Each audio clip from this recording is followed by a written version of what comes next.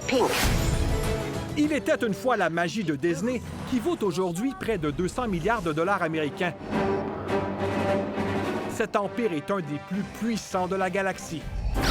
Ça a été une histoire mouvementée que celle de Disney, avec des hauts et des bas. Reste qu'en 2023, 100 ans plus tard, ils sont toujours au sommet.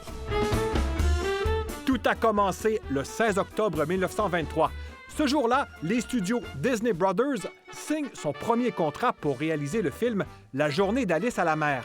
À la tête de cette toute petite entreprise, Walt Disney et son frère Roy. Et on comprend là son intérêt pour les contes, qui va le suivre toute sa vie, parce qu'il va ensuite faire Blanche-Neige, Pinocchio et compagnie. Walt Disney va s'inspirer en partie de Charlie Chaplin pour créer la souris Mickey, popularisée en 1928 dans le film Steamboat Willie.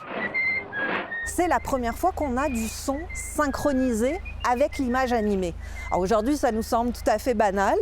À l'époque, c'était incroyable de réussir cela. Toutes les entreprises voudraient avoir un Mickey. Ils se sont développés, on pense à Disney, on pense à Mickey. Et Mickey est demeuré étonnamment au cœur de cette vision-là. Énorme succès, c'est en 1937 que Blanche-Neige et les Sept Nains débarquent dans les cinémas.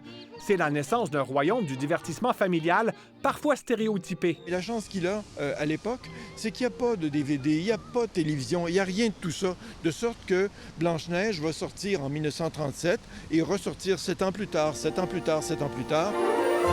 Walt Disney crée en 1955 en Californie son premier parc thématique, Disneyland. Cet homme d'affaires redoutable meurt en 1966 à l'âge de 65 ans. Et contrairement à la croyance populaire, le corps de ce visionnaire n'a pas été congelé, il a plutôt été incinéré. Probablement qu'une partie du problème, c'est que sa famille l'a enterré le plus discrètement du monde. Il y a eu incinération, une cérémonie strictement familiale, donc pas de grands épanchements. Tu m'as désobéi.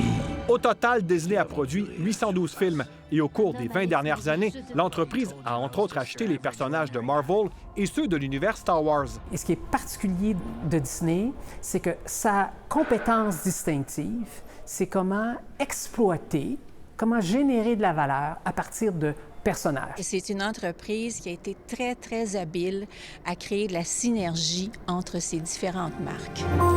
La marque Disney est forte. D'ailleurs, Mickey et ses amis étaient récemment de passage à Montréal. Visiblement, ils sont toujours aussi populaires. À chaque film de Disney, on voit Mickey Mouse. Le début, on voit Mickey Mouse qui conduit un bateau. Mon personnage préféré, c'est Reine de Neige.